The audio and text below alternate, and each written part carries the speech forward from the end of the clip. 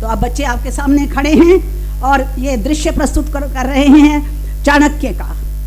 तो आप सभी ध्यान से इस बच्चों के इस कार्यक्रम को देखें और तालियों से इनका उत्साहवर्धन कीजिएगा। आंबिकमार गुरुकुल के छात्रों द्वारा तक्षशिला के मार्गों व भिन्न भिन्न स्थानों पर ध्वजारोहण किया गया है। क्या ये निश्चित है कि वह गुरुकुल के ही छात्र थे? हाँ आंबिकमार। तो उन्हें रोका क्यों नहीं गया? उन्हें रोकने का कोई आपत्तिजनक कारण नहीं था। मेरी आज्ञा के विरुद्ध उन्होंने इस कार्य को किया है। अब मैं स्वयं इसकी जांच करूंगा।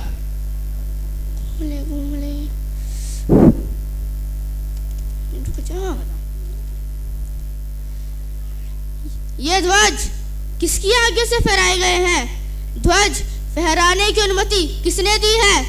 क्या किसी में इतना साहस है जो मेरे प्रश्न का उत्तर दे सके? अपनी भूमि पर अपने ही राष्ट्र ध्वजों को देखकर आश्चर्य होता है कुमार, पर जब अपनी भूमि पर यवनों का ध्वज देखोगे तब क्या होगा कुमार? ओ, गुरुकुल भी अब राजनीति से अलिप्त नहीं रहा।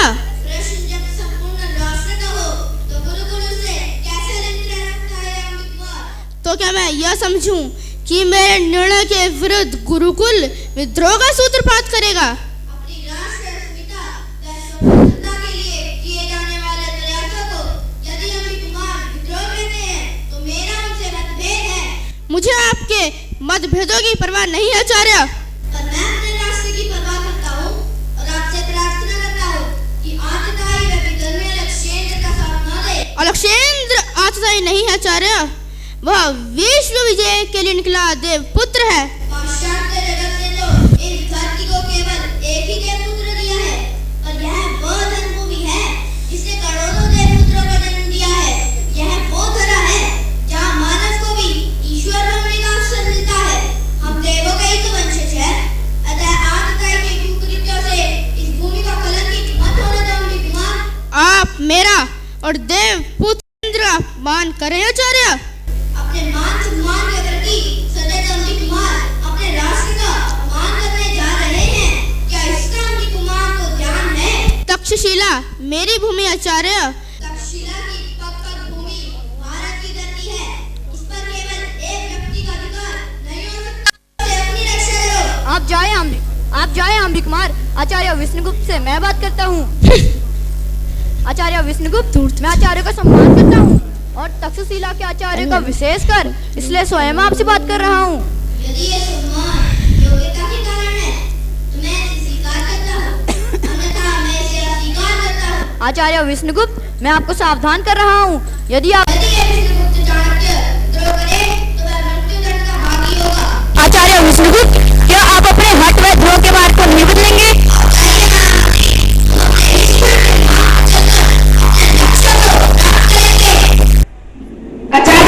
आपको सम्मानित होते देख हमें बहुत प्रसन्नता हो रही है। यदि मेरे स्वजनों अपने स्वजनों के हाथों सम्मानित होकर गौरव का अनुभव होता है, प्रसन्नता भी होती है, परंतु यदि ये विष्णुगुप्त चाणक्य गौरव भूषित हो तो परिषद और शिक्षक के लिए गौरव की बात कैसे हो सकती है? आचार्य, शिक्षक का गौरव क्या है और उसकी सफलता क्या है? शिक्षक का गौरव तब होगा जब यह राष्ट्र गौरवशाली होगा। यह राष्ट्र गौरवशाली तब होगा जब यह राष्ट्र अपने जीवन मूल्यों व परंपराओं का निर्वाह करने में सफल व सक्षम होगा। यह राष्ट्र सफल व सक्षम तब होगा जब ये शिक्षक अपने उत्तरदायित्व का निर्वाह करने में सफल होगा। और एक शिक्षक सफल तब कहा जाएगा जब वह प्रत्येक व्यक्ति में राष्ट्रीय चरित्र का निर्माण करने में सफल होगा।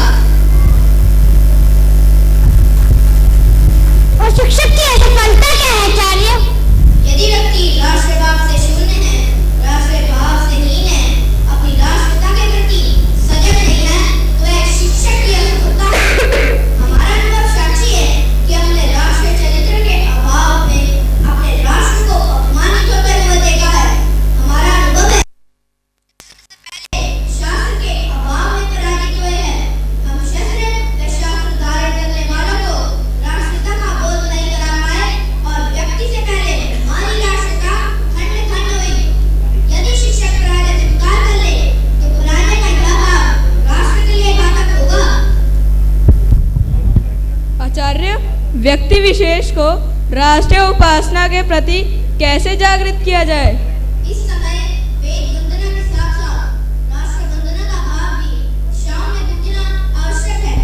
व्यक्ति व्यवस्था को यह आभास कराना आवश्यक है कि यदि व्यक्ति की राष्ट्र उपासना में आस्था नहीं रही तो उपासना के अन्य मार्ग भी संघर्ष मुक्त नहीं रह पाएंगे।